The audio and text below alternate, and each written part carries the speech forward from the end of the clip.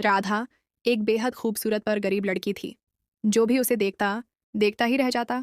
उसकी माँ हमेशा कहती थी कि तुझे कोई राजकुमार ही ब्याहने आएगा।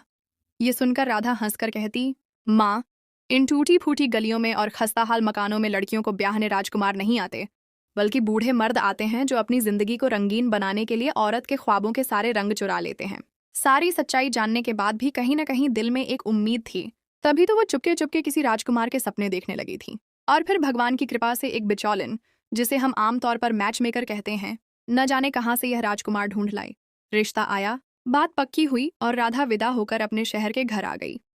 उसका पति अजय सुंदर भी था और अमीर भी। इन्हीं दो चीजों की उसने हमेशा ख्वाहिश की थी। उसे पता ही नहीं था कि खुशहाल जिंदगी जीने के लिए एक पुरुष में एक तीसरी चीज भी होनी चाहिए, विश्वास। लेकिन जब उसे यह पता चला, तब तक बहुत देर हो चुकी थी। राधा सुंदरता की मूरत बनी दुल्हन बनी बैठी थी। उसने हमेशा अपने रूप पर बहुत नाज किया था, मगर वह नहीं जानती थी कि यही सुंदरता उसकी परीक्षा बन जाएगी। उसका पति कमरे में आया। वह पूरे कमरे का चक्कर काटता रहा, जिसकी वजह राधा समझ नहीं पाई। फिर वह उसके पास आकर बैठे और बोले, राधा, तुम तो बहुत सुंदर हो। अपने पति की बात सुनकर राधा पूरी तरह से खुश भी नहीं हो पाई थी कि उनकी अगली बात सुनकर उसके पैरों तले से जमीन खिसक गई। वह बोले, तुम जानती हो मुझे सुंदर चेहरों से बहुत नफरत है। चलो उठो और ये सारा मेकअप उतारो। राधा बाथरूम में जाकर बहुत रोई। इतना रोई कि उसकी आंखें सूज गईं। जब वह बाहर आई तो उसका पति उसका ही इंतजार कर रहा था।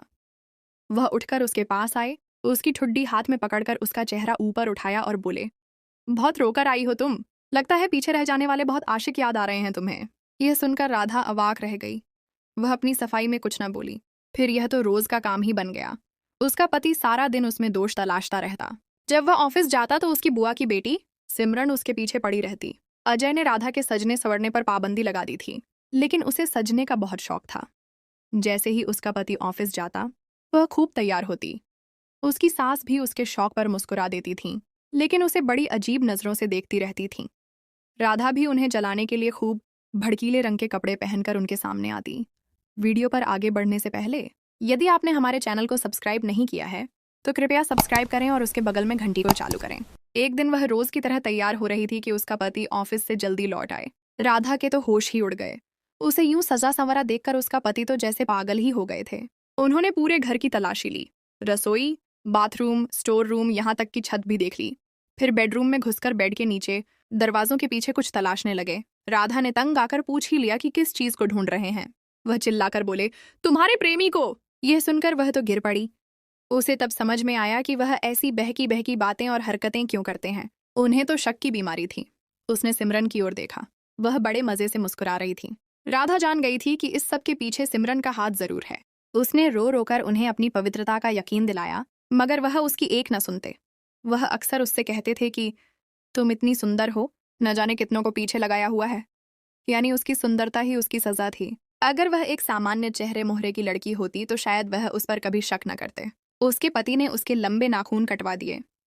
उसे सिर्फ 2 रंग पहनने की इजाजत थी, सफेद और काला। उसके बनने संवरने से लेकर भड़कीले रंग के कपड़े पहनने पर पाबंदी लग चुकी थी। वह चुपके चुपके रोती रहती।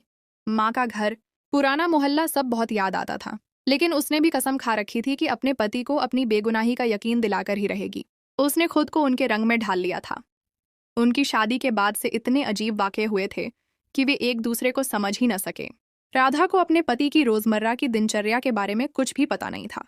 वह किधर जाते हैं, कहाँ रहते हैं, 2-2 दिन घर क्यों नहीं आते, फिर अचानक से आकर उस पर हमला कर देते हैं। सिमरन उससे इतनी नफरत क्यों करती है, उसे कुछ भी तो पता नहीं था। एक दिन उसका पति घर से गए हुए तीसरा दिन था। राधा उनके लिए परेशान हो रही थी जब अचानक उनका एक दोस्त उनके घर आ गया। उसने उसे दरवाजे पर ही बता दिया कि उन्होंने आपके लिए एक संदेश भेजा है। राधा ने उसको घर बुला लिया। सिमरन ने उससे कहा कि वह उसके पति का संदेश सुने, तब तक वह चाय बना देगी। राधा ने मन ही मन भगवान का शुक्रिया अदा किया कि सिमरन को उस पर दया तो आई। दोनों सोफे पर बैठ गए। देखते ही देखते उसके पति के दोस्त ने उसका हाथ पकड़ लिया और बदतमीजी करने की कोशिश करने लगा। राधा ने सिमरन को मदद के लिए आवाज दी, मगर वह ना आई। तभी एक मर्दाना आवाज आई, सिमरन, आज तो मैं तुम्हें जिंदा नहीं छोड़ूंगा। अपने पति को देखकर वह घबरा गई। उनका दोस्त तो बाहर भाग गया, लेकिन राधा अपने पति के हाथों चढ़ गई। उन्होंने उसे जानवरों की तरह मारना पीटना शुरू कर दिया। तुम मेरे ही दोस्त के साथ अपना मुंह काला कर रही थी, तुम्हें जरा भी शर्म नहीं आई? आज तो मैं तुम्हें मारकर ही छोड़ूंगा। उसके पति ने उसका गला दबाना शुरू कर दिया। रुको, ये तुम क्या करने जा रहे हो? बाहरी दरवाजे से दाखिल होती उसकी सास जल्दी से आगे बढ़ी। उन्होंने उसे अपने पति के चंगुल से बाहर निकाला। सिमरन भी सास जी के साथ बाहर आई थी। उसके पति जोर जोर से चिल्ला रहे थे कि माँ, ये मेरा मुंह काला कर रही थी। राधा ने तुरंत सारा वाकया सुना दिया। यह भी बताया कि वह और सिमरन दोनों घर में मौजूद थीं। वह अकेली नहीं थी। सिमरन तो उछल ही पड़ी। तुम पागल तो नहीं हो? मैं और आंटी तो खरीदारी पर गई थीं। सास भी खामोश रहीं। राधा ने मन ही मन दुआ की कि सास जी सच बोल दें कि सिमरन उनके साथ नहीं गई थी, मगर सास ने चुप का व्रत नहीं तोड़ा। वह हैरान खड़ी उनके धोखेबाज चेहरे को देखती रही। उसके पति उसे जान से मार देना चाहते थे, जबकि सास ने उन्हें मशवरा दिया कि मारने के बजाय राधा को गंजा कर दो। न सिर पर बाल होंगे और न ही कोई इसकी ओर आकर्षित होगा। राधा चीखती रही, मगर सिमरन और सास ने उसे कसकर पकड़ा हुआ था, जबकि उसका पति कैंची पकड़े उसे बेरहमी से गंजा कर रहे थे।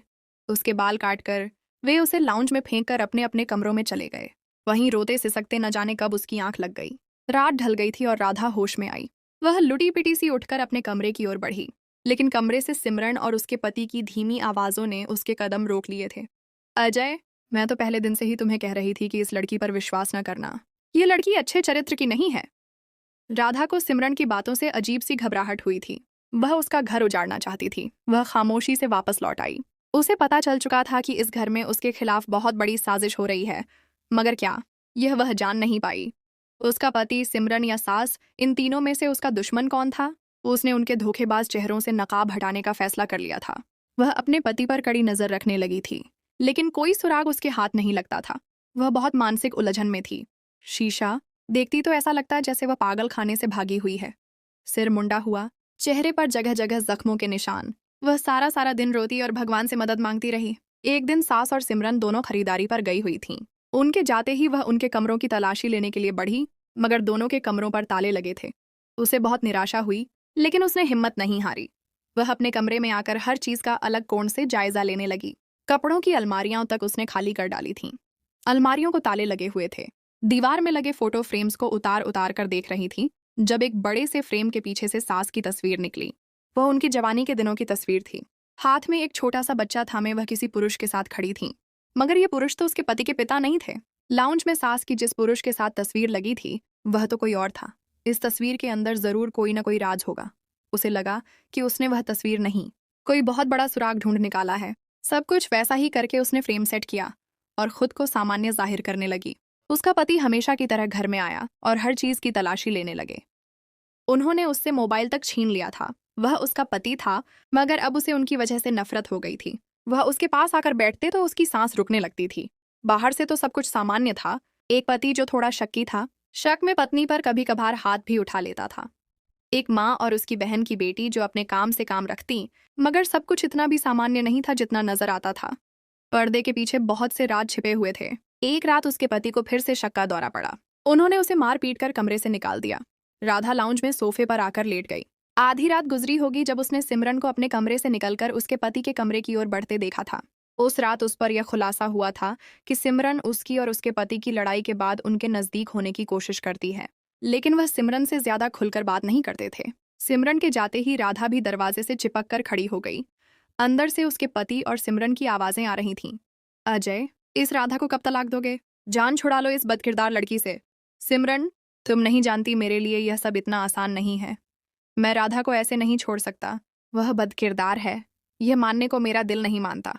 उसके पति का जवाब सुनकर उसकी आंखों में नमी उतर आई थी। हम जी लो जिंदगी अपनी एक बेवफा लड़की के साथ, ताकि तुम्हारा किस्सा फिर से दोहराया जाए, एक नए अजय को जन्म दिया जाए। सिमरन का लहजा जहर में डूबा हुआ था। मुझे नफरत है औरतों की चालाकी से। निकल जाओ मेरे कमरे से, नहीं तो मैं कुछ गलत कर बैठूंगा। उसके पति की आवाज में जुनून ही जुनून था। सिमरन कमरे से बाहर आई तो राधा दरवाजे की ओट में छिप गई। कमरे से चीजों के टूटने की आवाजें आने लगी थीं। उसने उस वक्त कमरे में जाना उचित नहीं समझा। उसके पति की जुनूनी आवाजें उसे बेचैन कर रही थीं। उससे और रुका नहीं गया। वह सास के कमरे की ओर बढ़ गई। उनके कमरे से भी आवाजें आ रही थीं। हाँ हाँ पंडित जी, जो बोया था वही काट रही हूँ। बस काटते काटते हाथ लहूलुहान हो गए हैं और दिल छलनी छलनी। एक पल भी सुकून का नहीं है। अजय की हालत दिन ब दिन बिगड़ती जा रही है। सिमरन ही है जो उसे संभाले हुए है।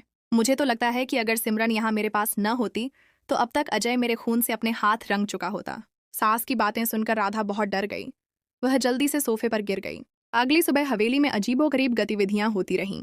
वह डरी सहमी एक एक चीज को गौर से देख रही थी। सारा दिन हवेली में डर का राज रहा था। शाम ढली तो वह तीसरी मंजिल की छत पर चली गई। यहाँ वह पहले भी कई बार आई थी, लेकिन आज अलग कोण से हर चीज का जायजा ले रही थी।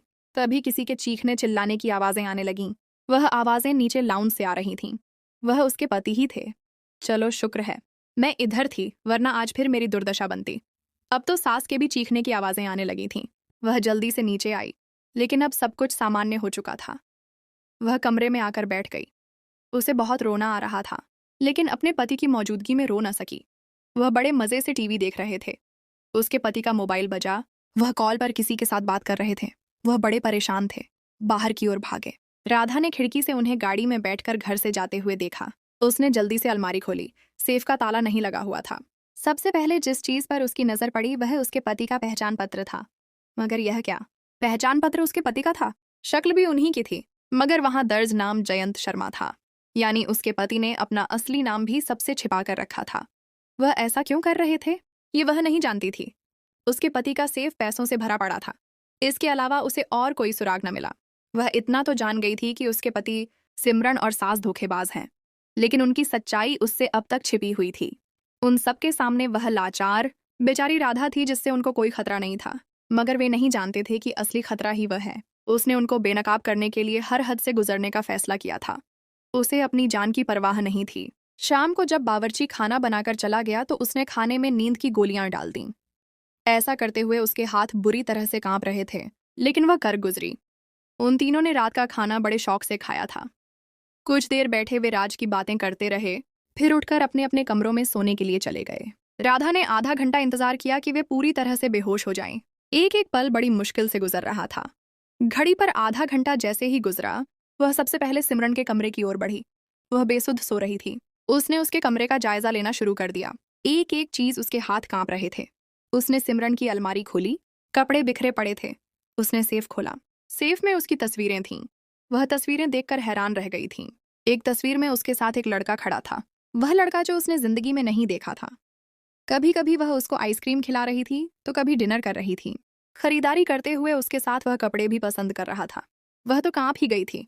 ये वह ही थी, मगर वह लड़का कौन था? आंखों में आने वाले आंसू पीकर वह अपने मिशन में लग चुकी थी। फिर उस लड़के के अलावा भी बहुत से लड़कों के साथ उसकी तस्वीरें सिमरन के सेफ में पड़ी थीं। मगर क्यों, ये अब भी उस पर स्पष्ट नहीं हो सका था। सिमरन के कमरे की चीजें सेट करके वह सास के कमरे में दाखिल हुई। सास के सेफ से बहुत अजीब सी जानकारी मिली। एक डायरी थी जिस पर बच्चे की लिखावट में लिखा गया था, मुझे अपनी माँ से नफरत है। दूसरे पृष्ठ पर लिखा गया था, मुझे मेरे पापा बहुत याद आते हैं, नए डैड बहुत बुरे हैं। आगे आगे राज खुल रहे थे, मुझे औरतों से नफरत है, औरतें बेवफा होती हैं, मेरी माँ ने मेरे पापा को धोखा दिया है। सब कुछ साफ साफ दर्ज था। वह अभी डायरी से और भी जानकारी समेट ही रही थी कि अचानक किसी ने पीछे से उसका कंधा हिलाया।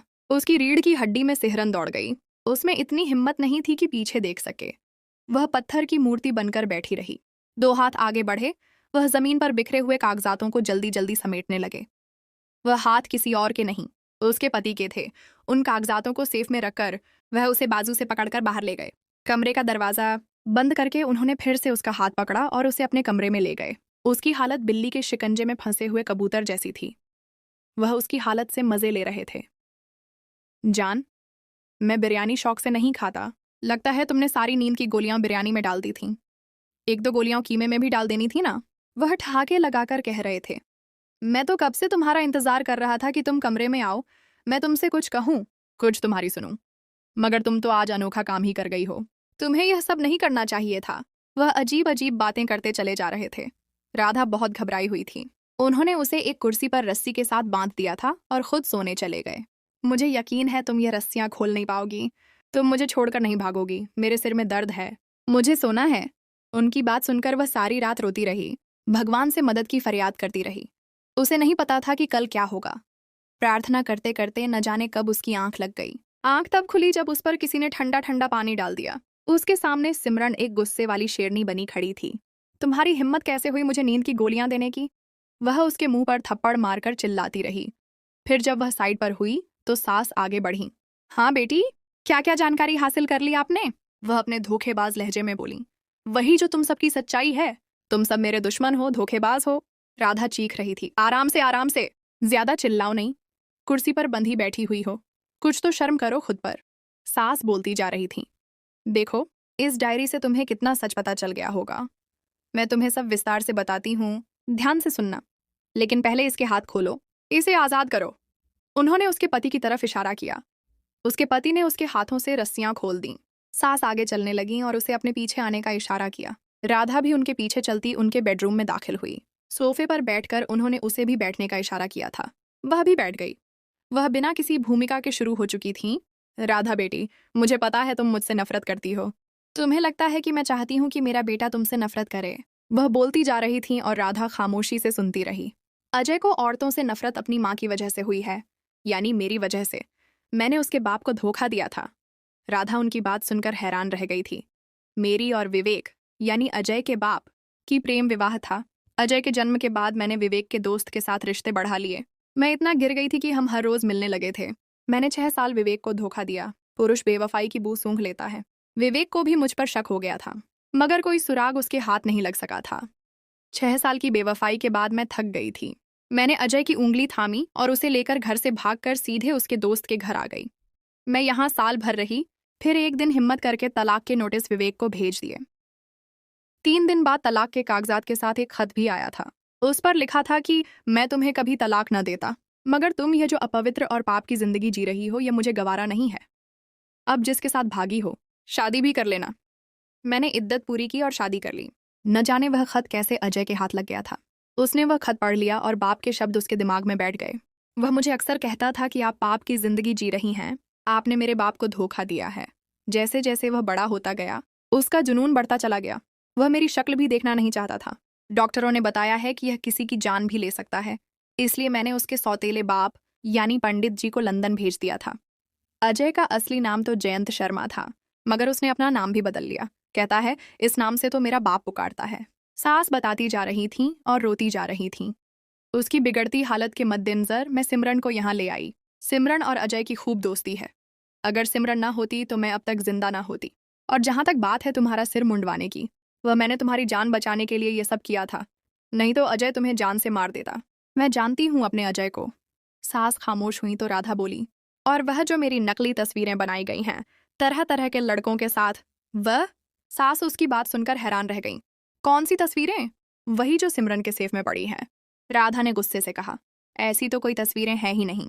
राधा को पता चल चुका था कि यह सिमरन की ही चाल है। सास ने सिमरन को बुलाकर पूछा तो वह साफ मुकर गई थी। सब कुछ साफ हो चुका था। इन सब की जड़ सिमरन थी, लेकिन सास की आंखों पर उसकी मोहब्बत की पट्टी बंधी हुई थी। जहां तक तुम्हारी बात है राधा, तो तुम्हारी शादी इसलिए अजय से की गई थी कि तुम बहुत मासूम और सुंदर हो। मुझे लगा था कि मेरा अजय तुम्हें पाकर खुश हो जाएगा, लेकिन हालात और बिगड़ गए। पता नहीं ऐसा क्यों हुआ। सास सब कुछ बताकर सोफे से उठकर बाहर निकल गई थी। राधा को अजय पर बहुत प्यार आया था। वह तो इस सब में बेकसूर थे। अब सब कुछ उसकी आंखों के सामने था। बस ये सब वह अजय और सास को दिखाना चाहती थी। सारा दिन सब अपने अपने कमरों में खामोश बैठे थे। राधा बगीचे में बैठी रही। रात सब खाना खाकर अपने अपने कमरों में चले गए। वह सोफे पर लेट गई। उसे यकीन था कि आज सिमरन फिर अजय के पास जाएगी, लेकिन वह नहीं गई। यूं ही 3 रातें उसने लाउंज के सोफे पर ही गुजार दी। आखिरकार चौथी रात उसने सिमरन को अजय के कमरे की ओर जाते देखा। वह खामोशी से उठी और सास के कमरे की ओर बढ़ गई। सास को उसने अपने साथ चलने को कहा। वह हैरान सी उसके साथ चल पड़ी। राधा ने उन्हें खामोश रहने को कहा था। वह उन्हें अपने बेडरूम के पास ले गई। वह नहीं जानती थी कि सिमरन आज सास के खिलाफ कुछ बोलेगी या नहीं। सिमरन अजय के साथ बातें कर रही थी। अजय, मेरी बात का यकीन करो। बुआ ने अपने जैसी ही बदकिरदार लड़की। राधा ने सास की तरफ देखा। वह रो रही थी। उसे नहीं पता था कि डायन तो सिमरन है। उसे नहीं पता था। दोनों कुछ भी कहे बिना लौट गए। सुबह जैसे ही उसके पति ऑफिस गए, सास ने सिमरन को अपने पास बुलाया। वह हमेशा की तरह सास से चिपक रही थी। बुआ बुआ कर रही थी। सास ने उसके मुंह पर जोरदार थप्पड़ मारा। वह हैरान थी। सास ने बस इतना ही कहा कि वह सब कुछ सुन चुकी है। उसके बाद उन्होंने सिमरन को धक्का देकर घर से निकाल दिया। उसके पति को भी सास ने सिमरन की सारी सच्चाई बता दी थी। यह भी बता दिया कि वह तस्वीरें नकली हैं, क्योंकि राधा तो एक गरीब घराने से ताल्लुक रखती थी। वह कहाँ इतने महंगे महंगे होटलों में घूमती फिरती थी। उसके पति ने दिल से स्वीकार किया कि उन्हें उसकी पवित्रता पर पूरा यकीन है। यह उनका मनोवैज्ञानिक मुद्दा ही है जिसकी वजह से वह उसके साथ बुरा व्यवहार करते थे। एक तो बचपन का गम, फिर 4 साल से सिमरन जैसी दोस्त का साथ, उनके मसले और बढ़ा गए थे। उन्होंने मनोवैज्ञानिक डॉक्टर से उनका इलाज करवाने का सोचा। अब उनकी शादी को 2 साल हो चुके हैं। उसके पति बहुत अच्छे और ख्याल रखने वाले पति साबित हो रहे हैं। उसकी जिंदगी स्वर्ग बनती जा रही है। अब कभी कभार उसके पति को शक का दौरा पड़ जाता है, लेकिन फिर बाद में वह उससे माफी मांग लेते हैं। उनका इलाज चल रहा है। उम्मीद है एक न एक दिन सब बेहतर हो जाएगा। राधा और अजय की जिंदगी में धीरे धीरे सुकून वापस आ रहा था। डॉक्टर ने अजय की थेरेपी शुरू कर दी थी और वह बहुत अच्छा प्रतिक्रिया दे रहे थे। उनका शक करना कम हो गया था और वह अब ज्यादा शांत रहते थे। एक दिन उसकी सास ने उसे बताया कि उनकी पुरानी सहेली जयश्री अपनी बेटी मीना के साथ उनके घर रहने आ रही हैं। जयश्री अपनी बेटी की शादी की तैयारियां कर रही थीं और चाहती थीं कि मीना को शहर की अच्छी दुकानों से खरीदारी करवाए। मीना राधा से 2 साल छोटी थी, लेकिन उसका व्यवहार काफी बदतमीजी वाला था। वह खुद को बहुत अहमियत देती थी और राधा को घृणा से देखती थी। वह सिमरन से बिल्कुल अलग थी। सिमरन चालाक थी, लेकिन मीना खुलेआम अपनी बदजुबानी जाहिर करती थी। राधा ने सोचा कि शायद यह उसकी शख्सियत है और उसने इस बात को नजरअंदाज करने की कोशिश की। 1 हफ्ते के अंदर ही मीना की बदतमीजी उनके लिए एक बड़ी समस्या बन गई। वह हर बात पर उससे लड़ती थी और उससे अजय की तारीफ करवाती रहती थी। वह हमेशा कहती, राधा, तुम बहुत भाग्यशाली हो कि तुम्हें अजय जैसा पति मिला। वह अमीर भी है और अच्छा भी है। राधा उसे मुस्कुराकर जवाब देती, लेकिन उसकी आंखों में एक ऐसी चमक थी जो उसे पसंद नहीं आई। एक रात जब राधा और मीना लाउंज में बैठे थे, मीना ने उससे पूछा, राधा, क्या तुम जानती हो कि सिमरन का असली नाम संध्या था? राधा ने हैरान होकर पूछा, संध्या? ये क्या कह रही हो? मीना ने हंसकर जवाब दिया, तुमने सुना नहीं? सिमरन और उसका एक भाई था। वे दोनों भाई बहन बचपन में लापता हो गए थे और उनका असली नाम संध्या और सूरज था। राधा ने मीना की बात को झूठ समझकर नजरअंदाज कर दिया। अगले दिन अजय ऑफिस से वापस आए और वह बहुत ज्यादा परेशान लग रहे थे। उनका शक का दौरा फिर से शुरू हो गया था। वह कमरे में दाखिल हुए और उससे पूछने लगे, तुम मुझसे कुछ छिपा रही हो? बताओ, तुम्हारे साथ कौन कौन है? राधा ने उन्हें शांत करने की कोशिश की, लेकिन वह न माने। अजय, क्या हुआ है? राधा ने परेशानी से पूछा। मुझे एक लिफाफा मिला है जिसमें लिखा है कि तुम्हारी पत्नी तुम्हें फिर से धोखा दे रही है। राधा ने उस लिफाफे को देखना चाहा, लेकिन वह उसे उससे दूर ले गए और अपने साथ बाथरूम में चले गए। वह हैरान रह गई कि यह सब क्या हो रहा है। कुछ देर बाद मीना ने उसे बगीचे में बुलाया और कहा, राधा, मैं तुम्हें कुछ दिखाना चाहती हूँ। दोनों बगीचे के कोने में चले गए। वहां एक व्यक्ति खड़ा था। यह मेरे भाई सूरज है। मीना ने उसे उससे मिलवाया। सूरज सिमरन के भाई का नाम था। राधा ने हैरान होकर उसे देखा। वह बिल्कुल सिमरन जैसा लग रहा था। सूरज ने उससे कहा, हमारी सास यानी तुम्हारी बुआ ने सिमरन का नया ठिकाना तलाश कर लिया है। उसके बाद मीना ने उससे सिमरन के ठिकाने का एक कागज निकाला और उसे दिया और बोली कि मेरी बुआ ने हमें बताया है कि सिमरन आजकल एक खतरनाक गिरोह में शामिल हो गई है। राधा को शक हो रहा था कि इस सारे मामले के पीछे कोई और कहानी छिपी है। राधा और अजय सिमरन की तलाश में थे। उन्होंने उसके ठिकाने का पता लगाया, लेकिन वहां कोई नहीं मिला। अचानक उन्हें एक आवाज आई, तुम्हारा क्या मकसद है? वह सिमरन की आवाज थी। उसने अपने चेहरे से नकाब हटाया और बोली, अजय, तुम्हें याद है जब तुम मुझे अपने कमरे में बुलाकर सारी बातें बताते थे और मैं तुम्हें मशवरा देती थी? तुम मुझसे नफरत करते थे क्योंकि तुम्हें लगता था कि मैं तुम्हारी माँ की तरह हूँ। राधा और अजय हैरान रह गए। सिमरन ने कहा, मैं तुमसे नफरत नहीं करती अजय, मेरा और तुम्हारा अतीत एक जैसा है। सिमरन ने बताया कि वह और उसका भाई दोनों को उसके बाप ने छोड़ दिया था और इसी वजह से उसे भी औरतों से नफरत हो गई थी। मैं चाहती थी कि तुम ठीक हो जाओ अजय, लेकिन मुझे यह भी पता था कि तुम्हारी माँ तुम्हारी जान ले सकती है। वह सिर्फ पैसे के लिए तुम्हारे साथ हैं। सिमरन का बयान सुनने के बाद वे वापस घर आए और सारी बात सास को बताई। उन्होंने इस बात का स्वीकार किया। राधा की सास ने बताया, मैंने तुम्हारे बाप को नहीं मारा, मैंने सिर्फ उसे पैसे के लिए धोखा दिया था। जब राधा ने अजय को बताया कि उनका नाम जयंत शर्मा नहीं बल्कि वह किसी और का नाम है, तो उन्होंने उसे बताया कि वह भी अपनी माँ की तरह एक नशेड़ी थे और उनका असली नाम अजय ही है। तुम्हारी सास तुम्हें हेरोइन देती थी ताकि तुम पागल हो जाओ और तुम्हारा इलाज चल रहा था। वह सब तुम्हारा भ्रम था, सिमरन ने बताया। जब राधा ने यह सुना, वह हक्की बक्की रह गई। उसकी जिंदगी में इतना बड़ा धोखा हो रहा था और उसे पता ही नहीं था। और सिमरन, अजय ने पूछा, तुमने हम सबको क्यों धोखा दिया? सिमरन ने हंसकर कहा, मैंने तो तुम सबका भला चाहा था। तुम मेरी सास की बातों में आकर अपनी जान खतरे में डाल रहे थे। उस दिन राधा ने फैसला किया कि वह अब इस घर में नहीं रहेगी। उसने अजय को कहा कि वे दोनों एक नए घर में रहने चलते हैं। वह मान गए और वे दोनों अपने नए सफर पर निकल पड़े। सिमरन ने फिर भी उनसे संपर्क रखा और उनकी मदद की। उसने उन्हें अपने भाई के बारे में बताया। मेरा भाई अभी गुम है, राधा। अगर तुम उसे ढूंढ सकती हो तो उससे मेरी मुलाकात करवाना, सिमरन ने कहा। नए शहर में उनकी जिंदगी शांत गुजर रही थी, लेकिन अतीत के साए अभी भी गहरे थे। एक शाम अजय को एक अज्ञात नंबर से फोन आया। दूसरी तरफ से एक भारी आवाज आई, अजय, तुम जहां भी जाओगे हम तुम्हें ढूंढ निकालेंगे।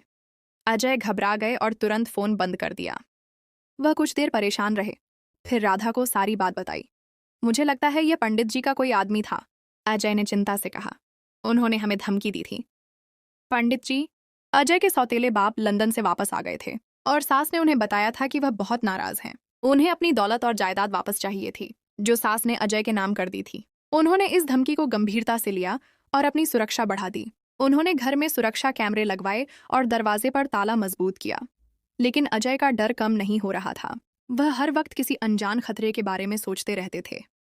एक दिन सिमरन उनके घर आई और उसने बताया कि उसने पंडित जी को शहर में देखा है। वह किसी से गुप्त मुलाकातें कर रहे थे, सिमरन ने बताया। मुझे लगता है वह कोई नया योजना बना रहे हैं। जयश्री और मीना भी उनके नए घर में आ गई थीं।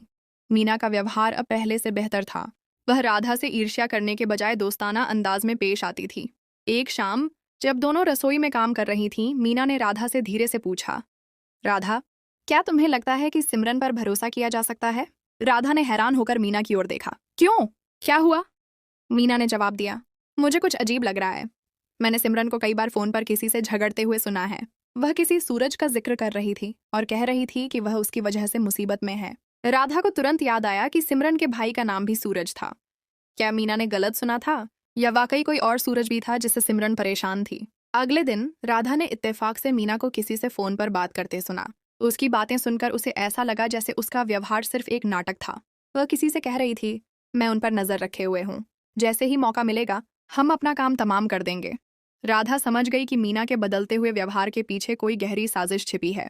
राधा ने तुरंत यह बात अजय और सिमरन को बताई। सिमरन भी मीना के व्यवहार से शक में थी और उसने बताया कि मीना ने उससे उसके भाई के बारे में कई बार पूछा था। उन्होंने फैसला किया कि मीना पर नजर रखना जरूरी है। कुछ दिनों बाद सिमरन ने उन्हें एक अहम खबर दी। उसने बताया कि मीना दरअसल पंडित जी की गुप्त साथी है और उसे उन पर नजर रखने के लिए भेजा गया था। मीना का असली मकसद अजय की दौलत हड़पना और उन्हें नुकसान पहुंचाना था। यह जानकर उन्हें बहुत सदमा पहुंचा।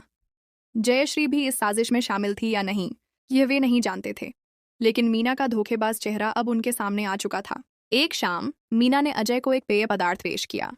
अजय को पीते ही चक्कर आने लगे और वह बेहोश हो गए। मीना ने तुरंत पंडित जी को फोन किया और उन्हें बुला लिया। राधा छिपकर उनकी बातें सुन रही थी।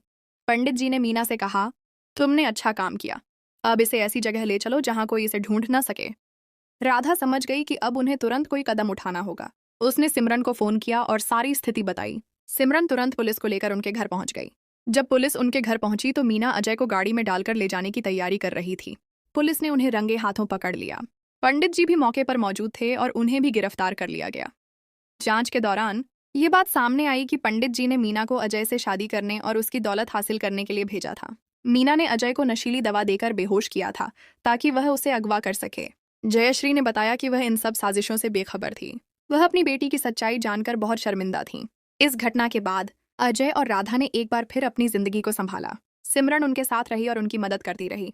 पंडित जी और मीना को उनके अपराधों की सजा मिली। इस घटना ने उन्हें और भी मजबूत बना दिया। अजय का शक अब पूरी तरह से खत्म हो चुका था। वह राधा पर पूरी तरह भरोसा करते थे। उन्होंने अपनी जिंदगी में एक नया सुकून महसूस किया। एक दिन सिमरन ने उन्हें एक खुशखबरी सुनाई। उसने अपने भाई सूरज को ढूंढ लिया था और वह जल्द ही उनसे मिलने आ रहा था। सब बहुत खुश थे। जब सूरज आया तो वह एक अच्छा और समझदार युवक निकला। सिमरन और सूरज को एक बार फिर मिलकर बहुत खुशी हुई। उन्होंने उनके साथ मिलकर एक छोटी सी पार्टी मनाई। जिंदगी अब सच में स्वर्ग जैसी लग रही थी। अतीत के कड़वे अनुभवों ने उन्हें एक दूसरे के करीब कर दिया था और उन्होंने एक मजबूत रिश्ता बना लिया था। अजय का इलाज अब पूरा हो चुका था और वह एक सामान्य जिंदगी जी रहे थे। कभी कभार अतीत की बातें याद आ जाती थीं, लेकिन अब उनमें वह कड़वाहट नहीं थी, बल्कि एक सबक था जो उन्होंने सीखा था। उन्होंने फैसला किया कि वे अपनी कहानी लिखेंगे ताकि दूसरे लोग भी जान सकें कि जिंदगी में कितने मोड़ आते हैं और कैसे मुश्किल हालातों से बाहर निकला जा सकता है।